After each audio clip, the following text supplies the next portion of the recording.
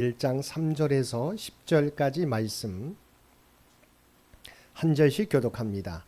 찬송하리로다. 그는 우리 주 예수 그리스도의 하나님이시요 자비의 아버지시요 모든 위로의 하나님이시며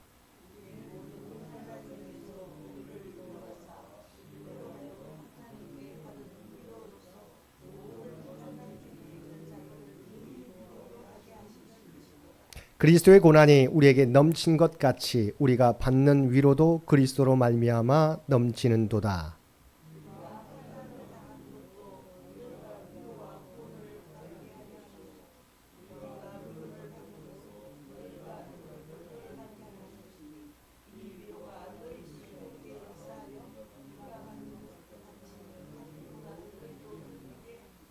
너희를 위한 우리의 소망이 견고함은 너희가 고난에 참여하는 자가 된 것 같이 위로해도 그러할 줄을 알미라.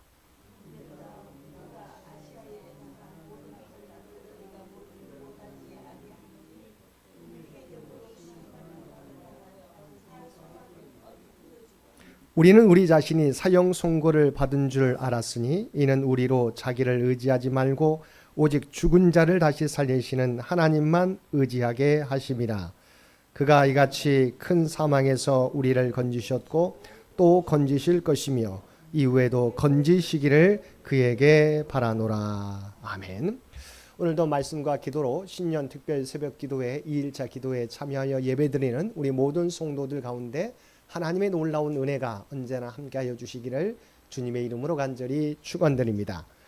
오늘 말씀은 고난을 만날지라도 우리가 하나님을 찬송하며 살아야 할 이유에 대해서 우리에게 말씀해 주고 있습니다.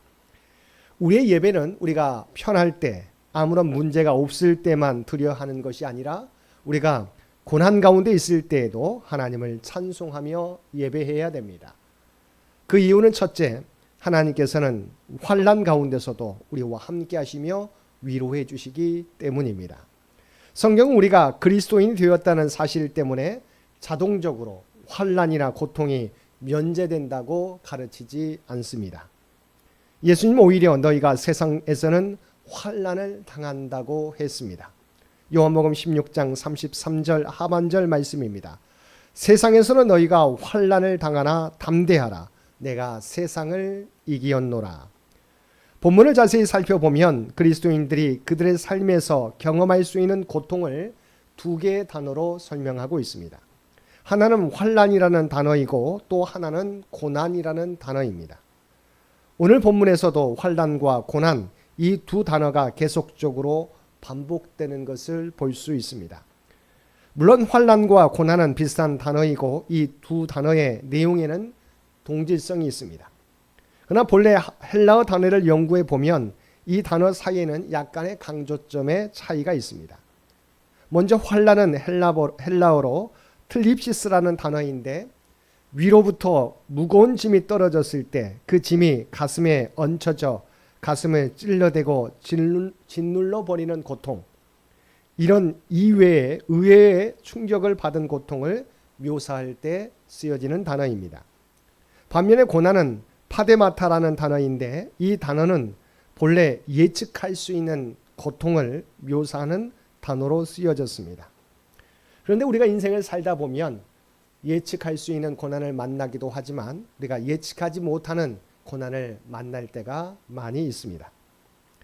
이것은 그리스도인들이나 믿지 않는 자들이나 마찬가지로 경험됩니다. 그러나 이러한 환난을 경험할 때 그리스도인들이 믿지 않는 자들과 다른 것이 있습니다. 그것은 우리가 이런 환난이나 고난을 경험할 때 반드시 우리 곁에 찾아오시는 분이 계시다는 것입니다. 그분은 바로 우리 하나님이십니다. 그리고 그 하나님은 우리를 위로해 주신다는 것입니다. 물론 그리스도인들도 하나님께서 왜 우리에게 이런 환난과 고난을 허용하시는지 우리가 잘 알지 못할 때도 있습니다. 그럼에도 불구하고 우리가 확신할 수 있는 것은 하나님께서 우리에게 찾아와 주셔서 고난 가운데 우리를 위로해 주신다는 것입니다. 본래 위로라는 단어는 곁에 와서 계시다는 의미입니다. 누군가가 나를 돕기 위해서 부름받아 내 곁에 와서 서 계신다는 의미입니다. 이분은 바로 우리가 잘 알고 있는 우리의 위로자 되시는 보혜사 성령님이십니다. 성령 하나님은 우리가 고난당하고 환난의 골짜기를 지날 때 우리 곁에 오셔서 우리를 위로해 주시는 분이십니다. 그리고 언제나 우리와 함께 해주십니다. 이 얼마나 놀라운 축복입니까? 구약에 보면 사드락, 메삭, 아벳느고 세 청년이 바벨론의 포로로 끌려갔습니다. 그들은 왕이 세운 금신상에 절하라는 명령이 있음에도 불구하고 믿음을 지키기 위해서 믿음의 절개를 지켰습니다. 그 결과 그들은 불타는 풀무불 가운데 던져지게 되었습니다.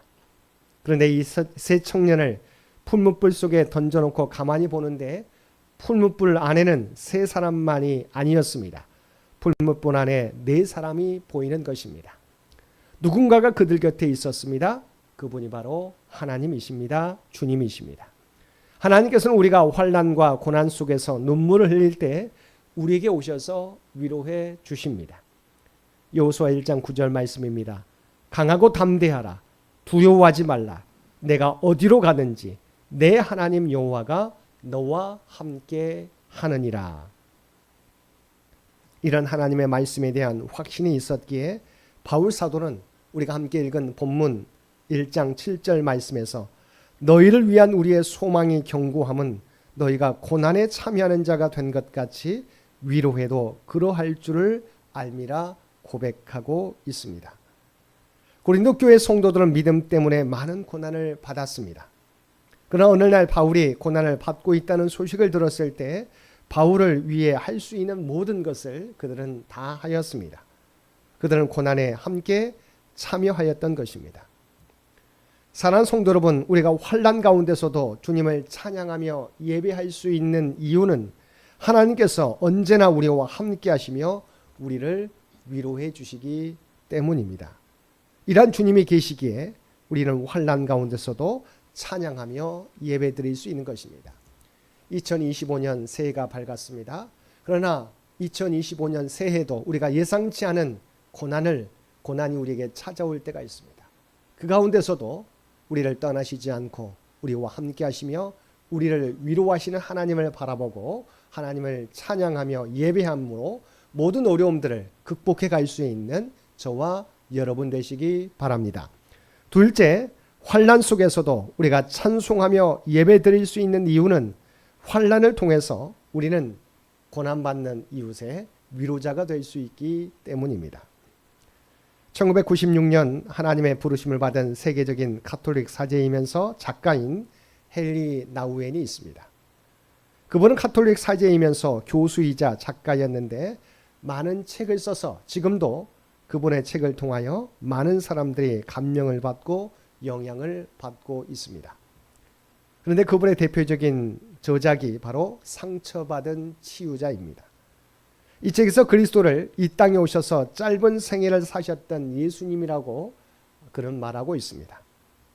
그분이 얼마나 큰 상처를 받았습니까? 가장 사랑했던 제자들에게 버림도 당하시고 배신도 당하시고 마침내는 십자가에 못 박히시고 고통받으셨습니다. 이러한 고통을 받고 상처를 받았기 때문에 주님은 상처받은 인생을 이해하십니다. 그들의 눈물, 그들의 고통에 공감하시며 그들과 함께 아파하십니다. 그래서 헨리 나우엔은 그리스도를 가리켜서 상처 입은 치유자라고 말하고 있습니다. 하나님께서 믿는 우리들에게도 고난을 주신 이유가 무엇일까요? 주님과 마찬가지로 고난 가운데 상처를 입고 고통을 당하지만 그 고난과 상처와 고통을 통해서 더 많은 사람들에게 그리스도의 위로를 전하는 사람이 되게 하기 위해서인 것입니다. 우리에게 주시는 고난과 상처는 아프지만 그 고난과 상처를 통해서 우리는 주님처럼 상처 입은 치유자로서의 삶을 살 수 있는 것입니다. 미국에 아주 괴팍한 여류 문학가가 있었는데 남편은 아주 부유한 사업가였습니다. 그런데 이분은 사람들을 만나지 않고 살아갔습니다. 늘 집안에서 글만 씁니다. 인생의 유일한 위로는 글 쓰는 것이고 하나 있는 외아들을 사랑하는 일밖에 인생에 다른 취미가 없었던 것입니다. 그런데 자기 외아들이 곧 고등학교 다닐 때 친구들과 어울려서 차 타고 여행 가다가 교통사고가 나서 죽게 되었습니다. 그녀는 충격을 받고 헤어나지 못합니다. 제정신이 아닙니다. 집이 부요해서 별별 치료를 받아보지만 회복되지 않습니다. 권유를 받아서 여행을 가보지만 역시 회복이 되지 않습니다. 글 쓰는 일에 몰두하려고 하지만 더 이상 집중할 수가 없습니다. 그러다 어느 한순간 이 여인이 갑자기 치료가 되었습니다. 어떻게 치료되었느냐 하면 자기 아들과 함께 자동차에 타고 있다가 죽은 아이의 어머니를 만났기 때문입니다. 일체 자기 집안의 이웃들을 들여놓지 않고 외부 세계와 단절하고 살던 이 괴팍한 여류 문학가가 처음으로 문을 열어 이웃을 받아들입니다. 그리고 회복되었습니다. 사람들 또 기자들이 그 부인이 무슨 말을 했기에 어떻게 당신이 다시 일어설 수가 있었습니까? 라고 그녀에게 물었습니다. 그녀는 이렇게 대답했습니다. 그분이 한 말은 아무것도 없었습니다. 그냥 나를 끌어안고 울더라고요. 나도 같이 울었습니다. 그리고 회복되었습니다. 이 여인은 자기와 비슷한 고난의 길을 걷고 있는 한 사람과 함께 눈물을 흘리면서 그녀의 문제가 치료받은 것입니다. 다시 일어서게 된 것입니다. 사랑하는 성도 여러분, 우리가 받는 그리스도인이 받는 고난에는 여러 가지 의미가 있습니다. 그 가운데 우리가 고통 속에 하나님을 체험하고 위로를 받았다면 이제는 우리는 이웃들의 위로자로 살 수 있는 것입니다. 그래서 성경은 그 환난, 그 고통에도 불구하고 환난 속에서 찬송할 이유가 있다고, 예배할 이유가 있다고 우리에게 말씀하고 있습니다. 세 번째, 바울은 우리가 환난 속에서도 찬양해야 될 이유가 환난이 우리로 하여금 하나님을 의지하도록 만들기 때문이라고 말씀하고 있습니다. 우리가 일반적으로 평탄한 시기, 번영의 시기를 살아갈 때, 요즘 말로 말하면 잘 나갈 때는 자기 과시의 기회가 됩니다. 내 실력대로, 내 계획대로, 내 생각이 적중해서 내가 쌓아올린 인생 자랑하고 싶고 과시하고 싶어지는 것입니다. 그러나 환난을 경험하고 고통을 경험하면서 우리는 비로소 우리 자신을, 우리의 본 모습을 발견하게 되는 것입니다. 이 혹독한 삶의 시련의 체험 속에서 별것 아닌 나의 진짜 모습을 발견하게 됩니다. 나의 피조물성, 나 스스로 모든 것을 이루어온 것 같지만 하나님의 섭리와 인도하심으로 여기까지 이르게 되었음을 깨닫게 되는 것입니다.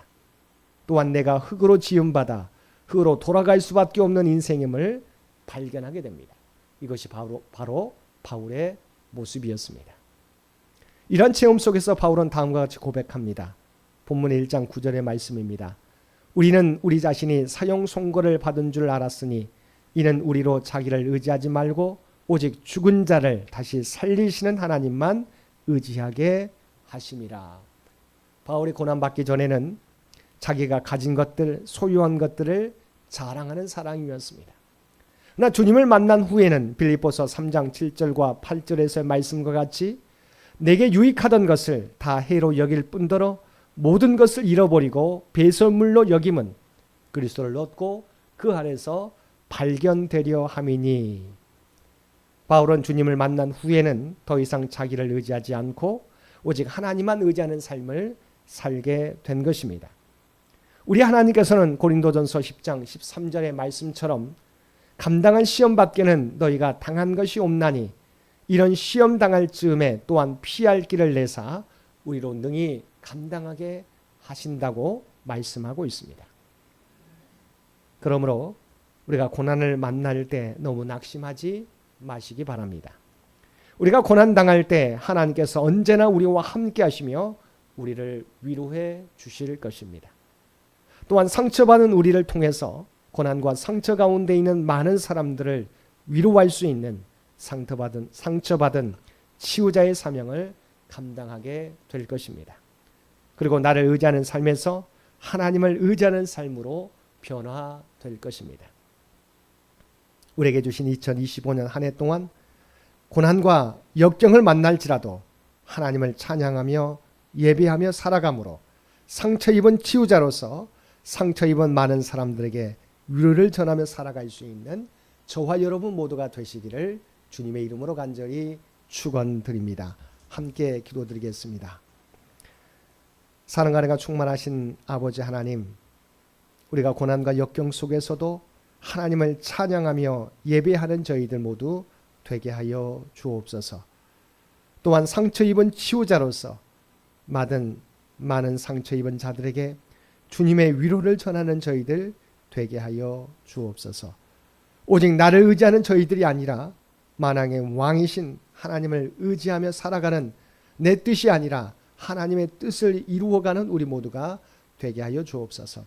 오늘도 이 나라와 이 민족을 기억하여 주시고 하나님 뜻 가운데 통치하여 주시길 원합니다. 다시 역동적인 대한민국이 되도록 그래서 놀라운 은총으로 함께하여 주시옵소서.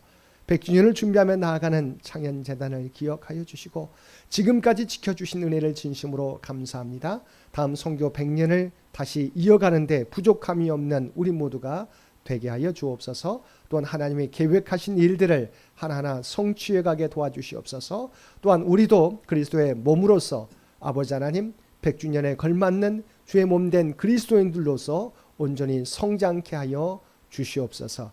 또한 육신의 연약함 가운데 살아가는 많은 주의 백성들을 기억하여 주시기 원합니다.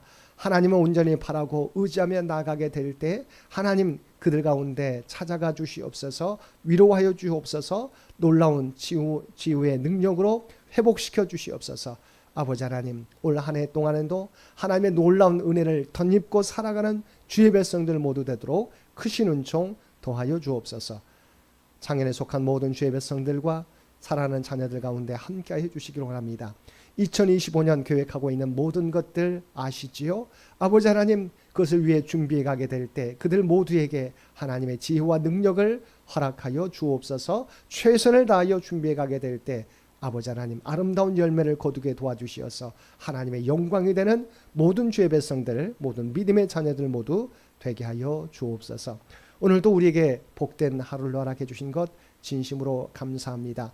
우리가 하나님의 구원받은 백성이라고 하는 정체성을 가지고 살아가게 하여 주시옵소서. 우리가 그리스도의 대사요 그리스도의 향기라는 아버지 하나님 모습으로 오늘도 우리가 발을 딛고 살아가는 삶의 현장 가운데 나타내며 살아가게 하여 주옵소서.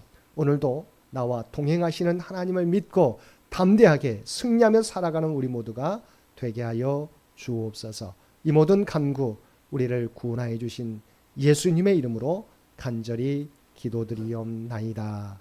아멘.